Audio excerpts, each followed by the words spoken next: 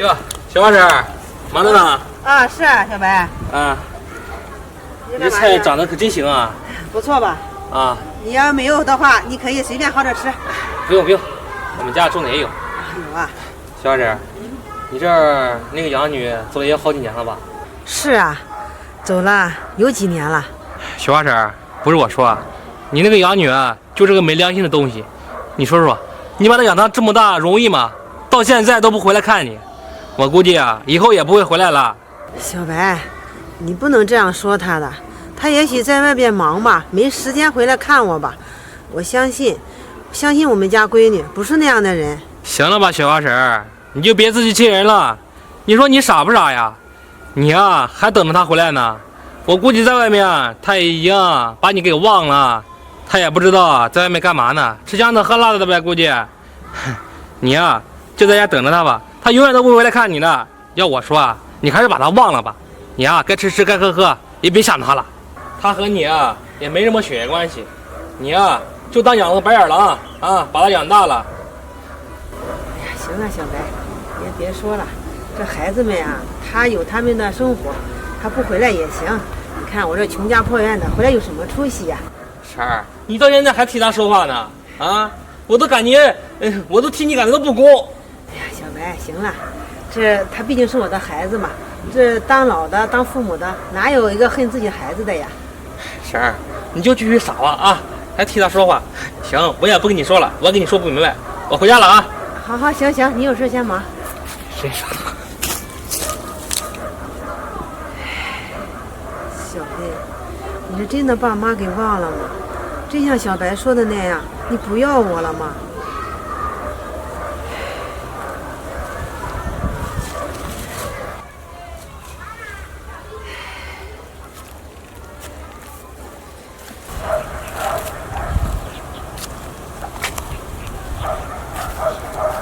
我这一走都好几年，也不知道我妈在家过得怎么样。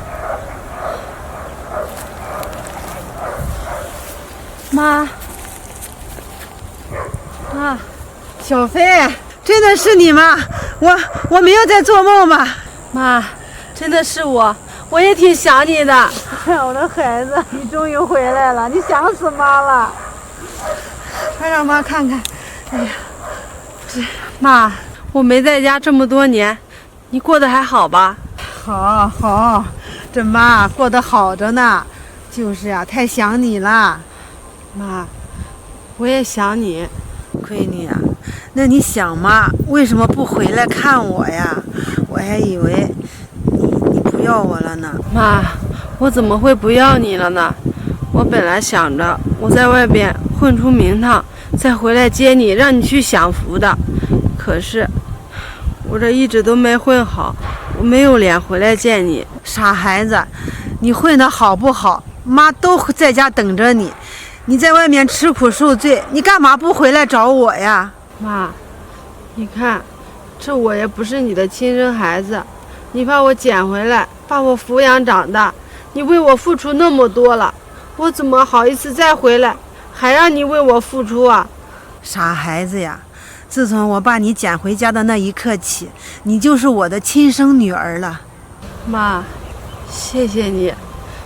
我不瞒您说，我在外边实在是混不下去了，这没挣到钱不说，外边还欠着几十万块钱的账呢，我实在是走投无路了，我才回来的。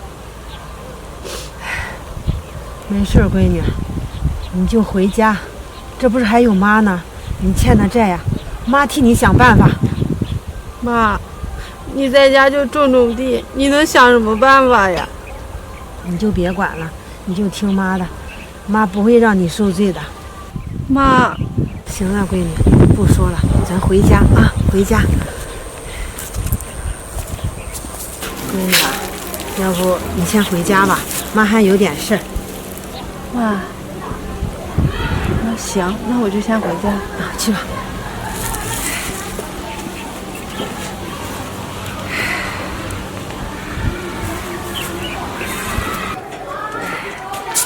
大美，你干嘛去啊？我不干嘛，就溜达溜达，老在家里面待着无聊的很。我这正想找你呢。婶儿找你啊，有点事儿。什么事啊，婶儿？你说。我想给你借点钱。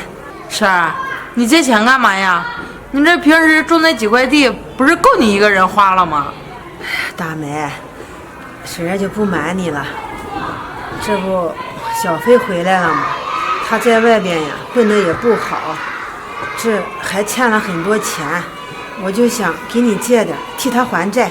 小飞，你那个捡来的孩子啊？是啊，就是他。婶儿，你怎么想的呀？一个捡来的孩子，你为他付出那么多干什么呀？你把他养大了，这就已经够好的了。你现在还要替他还债，你都多大岁数了呀？你有多少钱替他还的？大梅，话不能那么说嘛。我既然把他养大了，这他遇到困难了，我都要管他的。你说他在外面欠那么多债，他这回来了，他心里多难过呀！我不能看着他伤心难过的。婶儿，我说句难听的，他难过那是因为他活该，谁让他自己没本事赚钱呢？你说这都出去多少年了，这回来还是一无是处，一无所有。这回来了不说让你享福，还得连累你。你说这种孩子你要他干什么呀？孩子呀，我这不是想借钱把他的账给还上，这以后我闺女会好好干活的，她挣了钱一定会还给你的。你可拉倒吧，他都那么多年了都没挣到钱，这我把钱给他，那不是等于打水漂？那我还不如说把这钱扔到河里，让我听个响呢。给他我能乐着什么呀？大美，你就算帮我了，这钱呀是借给我的。这我妈去哪了呀？半天都没回来，我去找找。哎，那不是我妈和大美在说话吗？那借给你，那就更不可能了。你年纪那么大了，你什么时候能还得了我呀？这钱要是小飞还，那就更不可能了。那钱都挣不到，他拿什么来还我？我借的我还，你就放心好了，你有多少借给我多少，先应应急行吗？怎么可能啊？你那么大的岁数了，说句难听的，你又能活多久？你到时候人死了，我这钱怎么办？大美，你怎么不信任我呢？我的为人在咱们村儿，你还能不知道吗？我就是死了也会还给你的。说的好听，你死了怎么还我啊？难道我去天上找你去啊？婶儿，咱们作为同村人啊，我就劝你一句，你就别管他了。那孩子就是一无底洞，我都不知道你怎么想的。大美，算是求你了，你怎样才肯借给我钱呢？要不婶儿给你跪下。别，你干嘛呀？你干嘛呀，妈？就是你妈这是干嘛呀？这不是折煞我吗？我受得起吗我？你行了，不就给你借点钱吗？你不借就不借，你为什么刚刚还咒我妈死啊？你吼什么吼啊？难道我说的有错啊？你妈都那么大的年纪了，过来找我借钱，万一哪天她身体不行了，人不在了，我这钱我找谁要去啊？妈，你怎么不跟我说你是过来给别人借钱呀？我要知道的话，说什么我也不会同意你这样做的。闺女啊，你说你在外面受了那么多苦，这回来又欠那么多债，妈不是想替你分担一点吗？也不想看着你那么伤心难过。妈，你别难为自己了。其实我欠的这个钱，我有办法还的。你有办法？你有什么办法呀？妈，我就跟你说实话吧，我出去打工的时候，我的亲生父亲找到了我，他现在很有钱，是一个大公司的董事长，但是我心里一直恨着他们，所以我没有认他们。但是我今天看到你为了我那么低声下气的给别人借钱，甚至都要给别人下跪了，妈，我不允许你这么做。我现在决定了，等一会儿我就给我那个爸打电话，我认他们，但是我要跟他说一个条件，就是必须带上你，你跟我走，咱们去大城市里边享福。孩子呀，你能找到你的亲生父母呀，这妈真替你高兴。只要你能过得好，能过得幸福，这妈也就放心了，妈就不去了，妈不想拖累你。你们家是一家人团聚的，我毕竟是个外人，我去不合适。我不允许你这么说，你才不是外人呢！你这一辈子都是我妈，你必须要跟我去。如果你不去的话，那我就不认他这个爹。闺女啊，这妈呀，没有白疼你，妈谢谢你了。小飞，那照你们这么说的话，那你以后可就一步登天了呀！这往后见了你都得叫董事长千金了。是啊，这话说回来，我还要感谢你呢。不是你的话，我也不会那么早就下定这个决心呢。都是一个村的，就别那么客气了。小飞，你看你这往后有钱了，能不能提拔提拔大梅姐啊？你看我这天天在家里闲着，这也不是个事儿啊，我连个工作都没有。要不你把我安排到你爸那公司工作吧？你爸那是大公司，工资肯定特别高。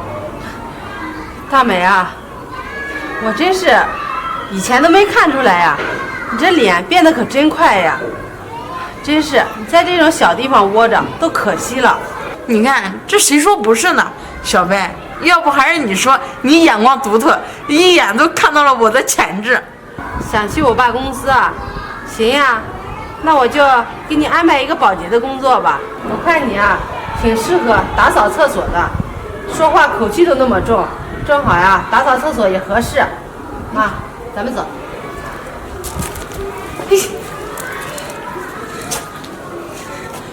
就是有钱了嘛，有什么了不起的？让我打扫厕所，做梦吧！